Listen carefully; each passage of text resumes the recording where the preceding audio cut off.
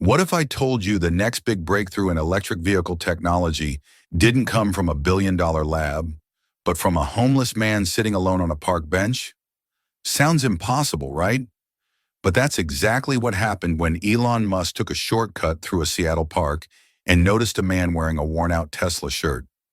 What started as a curious conversation turned into a journey that would shake the foundations of the tech world and change both of their lives forever. This isn't just a story about batteries. It's a story about genius buried under hardship, a father trying to get back to his daughter, and a second chance that came in the most unexpected form. By the end of this video, you'll witness one of the most inspiring comebacks ever told. One that proves brilliant ideas don't care where you sleep at night. So, who was the man on the bench? What secrets did he carry in that beat-up notebook? And how did he go from invisible to unforgettable? Stay with us. This story will break your heart and then heal it. It was just another packed day in Seattle. Elon Musk had already blown through 3 meetings and was running late for a confidential sit-down with engineers at SpaceX's Pacific R&D hub. The sky was its usual shade of overcast gray, the kind that made the city feel permanently paused in thought. Cutting through a small park near Pine Street was his only chance to shave off 5 minutes. He almost missed him. At first glance, the man on the bench looked like every other homeless soul in Seattle. Beard wild, hair pulled back with a rubber band, clutching a worn-out backpack like it contained his entire world. But then Elon's eyes caught it. The shirt. A cracked, faded Tesla logo, barely legible, stretched across the man's chest. Elon slowed down. It wasn't just any shirt. That particular design had been retired 4 years ago, printed only for employees during the early Model 3 production sprints. Elon remembered signing off on it himself. It was a shirt you had to earn. "Hey," Elon called, curiosity outweighing his schedule for once. "Nice shirt." The man stirred, blinking hard as if waking from a long dream. His voice was rough but clear.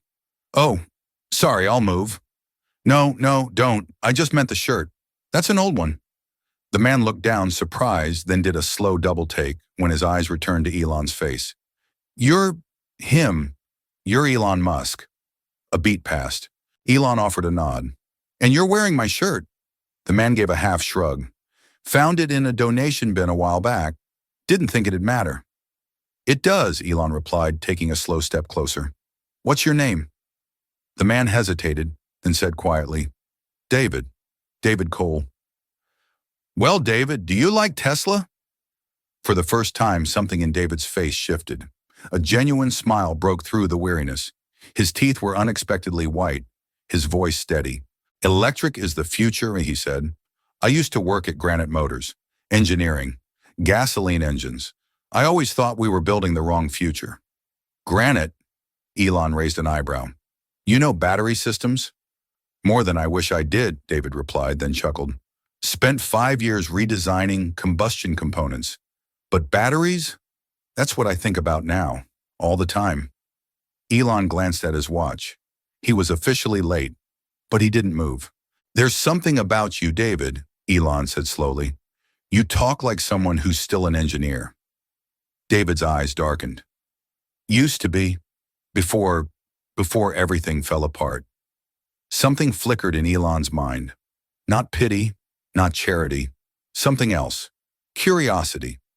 As he reached into his jacket for a business card, David adjusted his backpack. A notebook slipped out, spiral-bound, duct-taped edges, stuffed with weathered pages. Elon saw diagrams, not scribbles, not ramblings. Clean, organized engineering schematics, battery cells, power curves, layered graphs. "What's that?" Elon asked, pointing. David's body tensed. He shoved the notebook back into the bag with almost defensive precision. "Just something to keep my brain busy. Doesn't matter." "Looks like it might," Elon replied. Then he held out the card. "This is my assistant's number. Call it. Tell her I said to patch you through." David stared at it like it might disintegrate in his hand. "Why are you doing this?" Elon hesitated. The answer wasn't easy to explain. "Because it's rare to meet someone on a bench who talks rockets and energy storage like my top engineers." David took the card, gently, carefully. "I'll think about it," he murmured. As Elon walked away, phone buzzing again in his pocket, something gnawed at him.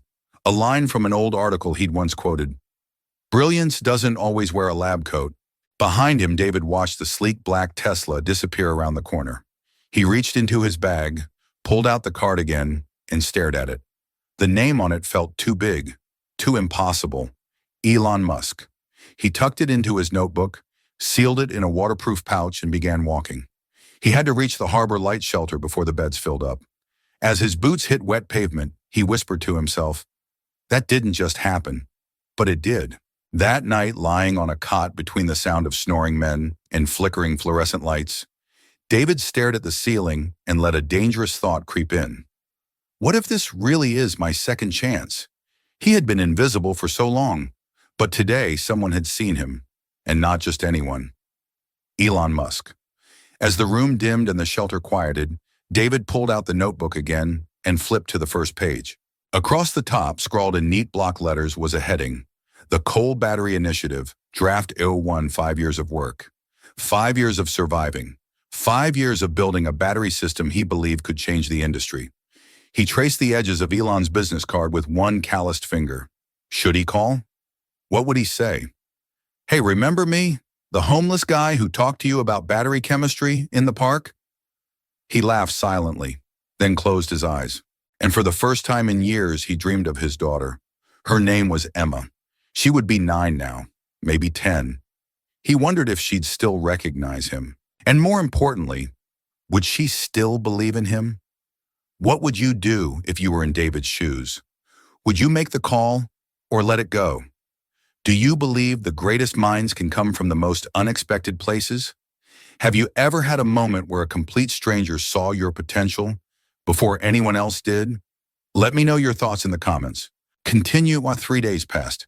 3 days of hesitation, of staring at the business card like it was a loaded weapon. David Cole carried it everywhere, sealed inside his notebook, the same notebook he'd been filling for 5 years while surviving on the edge of the world, in libraries, on shelter cots, at midnight in the rain with a plastic bag shielding it from ruin. He kept thinking, what could Elon Musk possibly want from a man like me? And yet the questions kept rising. What if this was the moment? What if this time life didn't slam the door shut? On the 4th morning, David sat at his usual station in the Seattle Public Library. He'd washed his clothes at the shelter sink, combed his hair back with his fingers, and scrubbed his face raw with cold water. He stared at the old landline near the reference desk.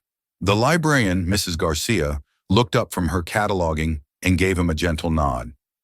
"Ready to use the phone today, Mr. Cole?" David swallowed. "Yeah, I think I am." His hand shook as he dialed. 1 ring, 2, 3. A crisp female voice answered. "This is Amber Patel, assistant to Mr. Musk. May I help you?" David closed his eyes. Yes. My name is David Cole. I met Mr. Musk in the park a few days ago. He gave me your card and told me I could call if I had ideas." A pause. "Please hold." David's heart nearly stopped as the soft hum of elevator music played through the line. Then, click. "David," came the unmistakable voice of Elon Musk, slightly breathless, like he was mid-stride. "The guy in the Tesla shirt. Didn't expect to hear from you so soon." David blinked. "You remembered. Hard to forget someone who drops battery schematics out of a backpack on a park bench." "What's up?" David took a breath. "I wanted to talk about those designs. The notebook you saw, it's real. I've been working on ideas for energy storage systems for years. I think they can solve some of the range and speed limitations you're facing." There was a long silence. Then, "Meet me. Tomorrow. 9 a.m. Noble Cafe on Westlake Avenue. Bring your notebook." Yes, I'll be there." "No promises," Elon added. "If the ideas are solid, we'll talk. If not, well, you still get a free coffee." The line went dead. David stared at the phone. He hadn't hallucinated that. It was happening. Tomorrow. That afternoon, David approached the shelter coordinator and asked something he'd never asked before. "Do you still have that closet? The one with the donated interview clothes?" She looked at him curiously. "You got a job lead?" David hesitated. "Something like that." He left with a button-down shirt, dark slacks, and a jacket with one fraying cuff. A volunteer barber gave him a trim. That night, as he laid out his clothes and packed his notebook, he felt something stir beneath the anxiety. Hope. He arrived at Noble Cafe 20 minutes early. The clothes felt stiff, unfamiliar. His boots, borrowed, pinched his heels. But his notebook was in his hand, and the weight of it grounded him. At exactly 9 a.m., a black Tesla Model S pulled up. Elon Musk stepped out, nodded at his driver, and walked in like he owned the entire block. "David," he said, sliding into the seat across from him. "You clean up well." David stood awkwardly, shook his hand. "Thank you for meeting me." Elon ordered a black coffee. "You eating?" David shook his head. "2 breakfast sandwiches," Elon told the waitress. "I skipped breakfast." When the food arrived, Elon leaned forward, eyes sharp. "Let's talk batteries." David opened his notebook. He began explaining the cathode redesign on page 3, how his modified structure could reduce charging time by nearly 30% without increasing thermal load. Elon listened, then pushed the notebook closer and flipped pages with growing interest. "This spacing calculation, it's tied to discharge rates?" "Yes," David replied. "Variable spacing improves energy delivery under stress. It balances the current across the cell layers." For 20 minutes, the two men spoke in the rapid, efficient shorthand of engineers. David forgot about the people staring, about the stale smell of his coat.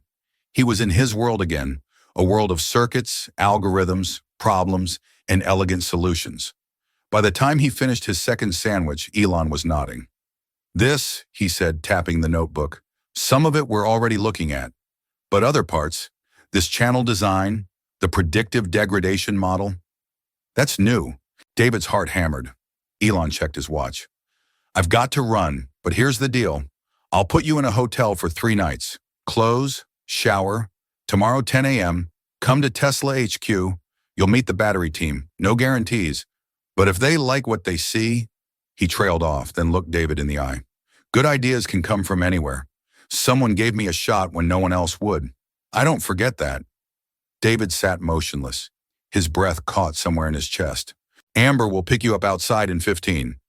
And just like that, Elon Musk was gone.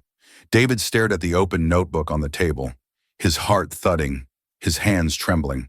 Was this real? He ran his fingers over the sketches. For the first time in years, they weren't just doodles on scraps of paper. They were designs, prototypes, a chance. He thought of his daughter, Emma. If this worked, if tomorrow went well, maybe, just maybe, he could finally look her in the eye again and say, "Daddy's coming back." If you had one chance to prove yourself after losing everything, would you risk it all for that one shot? The next morning, David Cole stood outside Tesla headquarters. He was dressed in clean slacks, a white shirt, and the sport coat the shelter had lent him. His beard was trimmed, his shoulders squared, but his hands clutched the notebook tightly, like it might vanish if he loosened his grip. A woman in a tailored blazer greeted him in the lobby. "Mr. Cole, I'm Dr. Helen Maxwell, head of advanced battery research. Follow me." David tried to steady his breath as they walked through Tesla's glass-walled corridors. People passed without staring. They didn't know who he was. Not yet. Inside the meeting room, 3 engineers waited. Dr. Lim, Dr. Patel, and Mr. Ramirez. Their expressions were unreadable. Helen gestured to a seat. "Elon said you had something worth looking at. Let's see it." David opened the notebook. He spoke clearly, beginning with the cathode structure redesign, how it created microchannels that allowed lithium ions to move faster with less heat. At first, the engineers exchanged skeptical glances. But as David flipped pages and explained the math behind it, something shifted. Dr. Patel pulled out her tablet. Ramirez leaned in. Dr. Lim asked a pointed question about degradation rates, and David answered it without pause. Helen stopped him midway through a sketch. "You're saying this model could extend battery life by 20%? "At least, possibly more, depending on how it integrates into your current architecture." They kept him for over an hour. When it was over, Helen closed the notebook and said simply, "Mr. Cole, would you be open to a 6-month consulting contract? Pending formal clearance, of course." David blinked. "Yes, absolutely." By that evening, David was back in the hotel. On the desk lay a new pair of shoes, a company welcome packet, and a handwritten note. "For tomorrow, Tesla orientation. Congratulations." He sank into the bed. He hadn't slept on something this soft in years. He stared at the ceiling. This is really happening. Then his phone buzzed. It was a voicemail. From Rachel. He hit play, holding his breath. David, Emma's been asking about you. I told her a little, about where you've been, and what you're doing now. She said she wants to see you. If you're ready. David couldn't speak. His voice cracked with nothing but breath. She hadn't forgotten. He was coming back from the edge, and they were waiting. Over the next few weeks, David threw himself into work. The battery team gave him space, but slowly something incredible began to happen. They started coming to him, as his ideas transformed into simulations, then early prototypes. The quiet whispers of, "That's the guy," began to float through the corridors. He was no longer just the homeless man who met Elon in a park. He was David Cole, the engineer behind the most promising new power cell Tesla had seen in a decade. They started calling it the Cole cell. When Elon stopped by the lab one afternoon, he pointed to a data chart showing a 28% improvement in charge speed and a 20% increase in battery lifespan. "Are these numbers real?" he asked. David nodded. "Everyone." Elon smiled. "Then it's time the world heard about it." 2 months later, David stood backstage at Tesla's Battery Day presentation. The auditorium was packed with journalists, scientists, investors. Lights flashed. The air buzzed with anticipation. Elon took the stage first, his tone more serious than usual. "Today's announcement isn't just about a new battery. It's about second chances, and about who gets to shape the future." He paused, then said the name that made David's knees shake. "Please welcome the inventor of the Cole cell, David Cole." The room erupted in applause as David stepped onto the stage. He adjusted the mic with shaking fingers. "I'm not supposed to be here," he began. "5 months ago, I was sleeping in shelters. Not because I wasn't qualified, but because life has a way of knocking people down when they're already bleeding." He took out his notebook, the original one, and held it up. "This," he said, "was all I had. No lab, no laptop, just ideas." Churiyurmum, he walked the audience through the technology, how the Cole cell reduced charge time, increased longevity, and lowered energy waste. His voice grew stronger with every slide. By the end, the entire auditorium was on their feet. Elon stepped forward again.